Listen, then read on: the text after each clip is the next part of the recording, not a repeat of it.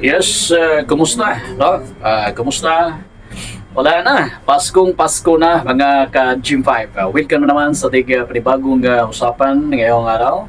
At ganoon pa rin, no? Bago tayo magsisimula ay hangad natin na lahat nating mga kababayan ay nasa mabuting kalagayan. Okay? At sa mga hindi pa nakapag-subscribe, again, kikiusap po ang inyong lingkod. Please, isang pabor lang po at isang pamasko, subscribe lang po sa ating channel at huwag niyo kalimutan na i-click yung ating notification bell. Okay? So maraming salamat sa inyong lahat.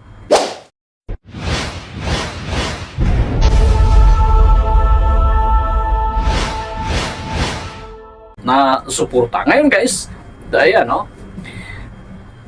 tuloy-tuloy ang usapan at dyan sa Kongreso, sa Senado, sa mga kaganapan na ating napapakinggan sa bawat hearing na ginagawa, lalo na no, sa Quadcom, no, yung committee na yan, na kung saan ay napag-uusapan ang tungkol sa illegal drugs, AGK, yung extrajudicial killings noong nakaraang administration, former President Rodrigo Duterte, ang iba't ibang hindi magaganda sa ating paningin na pandinig, lalong-lalo na ang PUGO, no? Yung Philippine Offshore Gaming Operators, sangkot sa investigasyon at inimbestigahan hanggang ngayon itong si Alice Guo at mga kasamahan, no? Iba't ibang mga investigasyon na nagtutukoy at naglalaman ng tinatawag na human trafficking at kung ano-ano pa, no? Yung issue about Kibuloy, yun hanggang ngayon ay andyan na, no?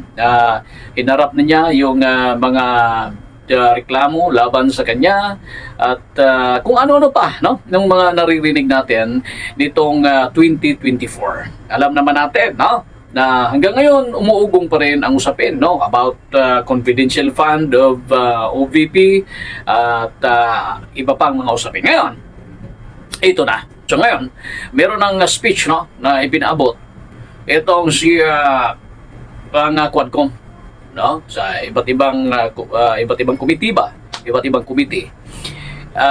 Based doon sa ginawa nilang investigasyon, mga clarificatory questions na kung saan isinagot naman ang ilang mga resource person, mga usapin na kung saan ay nag-uugnay sa mga kaganapan at pangyayari ng ating bansa.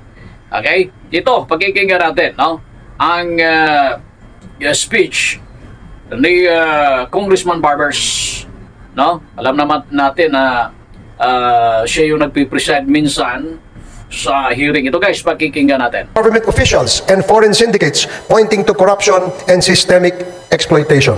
Mr. Speaker, our inquiry delved deeper into the operations of these entities and uncovered an even more sinister reality. Their connections to the illegal drug trade and organized crime activities facilitated by POGOs. What was initially presented as a revenue-generating industry has instead become a breeding ground for illegal activities such as human trafficking, money laundering, investment scams, cybercrimes, and even murder. Sa ating investigasyon, Mr. Speaker, ay nakita natin na ang modus operandi ng mga POGOs ay gumamit ng mga Pilipinong dummies bilang mga nominal na may-ari upang magtatag ng mga korporasyon na nagpapahintulot sa mga dayuhan na iwasan ang mga batas na naglilimita sa pagmamay-ari at operasyon sa mga industriya tulad ng gaming at real estate. Ang mga korporasyong ito ay may mga magkakaugnay na layers upang itago ang tunay na pinagmulan ng pondo at pagkakakilanlan ng mga operators na nagpapahirap sa mga otoridad na masubaybayan ang mga iligal na mga aktibidad. Mr. Speaker, ang mga POGOs na ito ay naghuhugas ng pera mula sa mga krimen tulad ng human trafficking, illegal na pagsusugal, bentahan ng droga at cybercrimes sa pamamagitan ng pagpapadaan ng pondo sa mga bank account, pagbili ng ari-arian at iba pang mga instrumentong pinansyal na pinapalabas na lehitimong operasyon ng kanilang mga negosyo. Ang ganitong layering ay hindi lamang nagtatago sa illegal na pinagmulan ng pondo, kundi pinapaliit din ang binabayarang buwis at pinoprotektahan ang mga operator mula sa pagkakadiskubre. Mr. Speaker, karaniwang pinapadali ang mga iskim na ito ng mga tiwaling opisyal at empleyado ng ating gobyerno, ng ating mga regulatory agencies at mga institusyong pinansyal kapalit ng suhol na naglalagay sa peligro ng sistema ng batas at pananalapi sa ating bansa. But perhaps the most chilling revelations, Mr. Speaker, pertains to the extrajudicial killings that have scarred our nation's history. The investigations brought to light a harrowing narrative of abuse of power and institutional impunity during the Duterte administration. Witness testimonies corroborated by evidence. Umabot pa sa kung saan ay dawit ng ilan na mga kilalang mga personalidad, guys. Naku, mga politiko, naku po talaga, no? Kung talaga kung mahina ang loob mo dyan, kung mahina ang loob mo dyan, wala. Walang mangyayari. Kaya nga nilagay ka ng taong bayan. Yun nga, guys, no? Kung ano man maging patutunguhan dito, lalong-lalo na nitong pugo, no? Nitong pugo. Anyways, wala naman yan. Iwan ko lang ngayon kung meron pa dyan, ha? Kayong nandyan sa pagkor, ha? Sana naman ay wala nang lulusot at makakalusot pa na mga ganitong makakalintulan nito. Kasi wala na, di ba? Lahat nung ginawa ni Presidente Marcos yung kanyang State of the Nation address, talagang ikinatuwa ng karamihan nating mga kababayan na meron siyang payag na ibaband ang lahat ng mga pugo, lahat ng mga illegal na koneksyon sa pugo na yan, no? Ito at pakikinggan pa natin kung ano yung mga iba pang mga usapin ukol dito kasi privilege speech ito, guys. At alam natin na sila si Paduano, sila si sino pa ba yung uba, yung kasama niya si Kung Abante, andyan ba si Kung Akop? Titingnan natin. At ito muna, no? Pag-uusapan muna natin itong kay Congressman Barbers. So, tutuloy natin, guys, no? Revealed a system that incentivized the killing of suspected drug personalities. A system modeled after the so-called Davao template and replicated nationwide. Mr. Speaker, this is not merely a report of the past wrongdoings, but a call to action. The Quad Committee has responded by filing concrete legislative measures aimed at addressing the gaps in our legal framework. Number 1, House Bill number 10986, classifying and penalizing extrajudicial killings as heinous crime while providing reparations for its victims. Number 2, House Bill number 10987, prohibiting all forms of offshore gaming operations in the country with severe penalties for violations. Number 3, House Bill number 11043, allowing civil forfeiture of unlawfully acquired real estate properties by foreign nationals. Number 4, House Bill number 11117, providing for the administrative cancellation of birth certificates fraudulently obtained by foreign nationals. In addition to these proposed bills, Mr. Speaker, our inquiries have already yielded significant actions. Number 1, the Joint Committee inquiry prompted authorities to reopen investigations into the murders of Police General Wesley Barayuga, former Albuera Leyte Mayor Rolando Espinosa, and 3 Chinese nationals killed inside the Davao Prison and Penal Farm.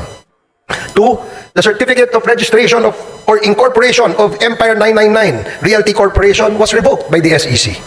Hindi, no? Okay, so part yun sa speech na kanyang i-deliver, no?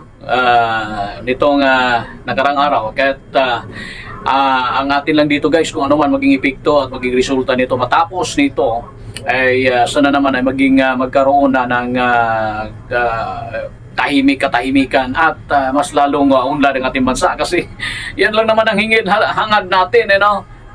Palapit na ang eleksyon, palapit na ang halalan, sana ay madagdagan na naman ang yung pagiging kampante ng mga taong bayan na maging makaahon sa kahirapan, no? Matutukan ang ating panggobyerno na bababa ang mga bilihin, bigas at kung ano na pa. Napakalaking pera ang ina-allocate para sa tulong ng taong bayan, guys, no? Alam natin na hindi masama ang tumulong, ngunit kung ito ay mas mabigyan ng ganong kahalaga ang aksyon sa pagbibigay ng paraan para mas lalong mapababa pa ang ating mga bilihin, mas maganda. You know? Aanhin ba natin yung tulong, ayuda na kung saan-saan ay napakalaking allocation dyan mula sa national government? Kung itong mga bilihin naman, nanatiling mataas, no? Kung nananatiling sumipa sa kataasan ng ating mga bilihin, aanhin ba hindi naman kaya lahat mapagbigyan ng ayuda na yan? Ilan lang? 5,000, 10,000? Ilang araw lang yan, ubos yan. Whereas kung bababa ang mga bilihin, bigas at iba-iba pang mga pangunahing pangangailangan ng taong bayan, siguro maghanap meron man namang iba na kayang bumili hanggat mayroong hanap buhay, no? Plus kung mayroon pang tulong, napakagandang epekto yan para sa ikagagaan ng pamumuhay ng ating mga kababayan, no? Kaya darating sana ang panahon na ganon, mababa ang bilihin, ang bigas ay magiging mura, at yung produkto na mula sa agrikultura, ang Department of Agriculture ay mas lalong gaganda ang takbo nila sa pamagitan ng magandang budget, no? Na hindi lang nasasayang, hindi naman sayang, ngunit hindi lang lahat ay napupunta doon sa pagbibigay ng tulong o ayuda sa tao, no? Mas maganda nga, iwan ko, no? Kasi wala na, sunod-sunod na yan lalo lang pinalawig ngayon. Yung mga ayuda na yan mula noon pa yan ay hanggang ngayon, hindi naman tayo kontra sa mga akap-akap, AIX na yan, ngunit dahil napakagandang tulong po yan sa taong bayan, ngunit ang atin ay mas matutukan at mabigyan pa ng paraan ang pagpapamura ng mga bilihin, lalong-lalo na ang mga produktong pagkain sa ating bansa.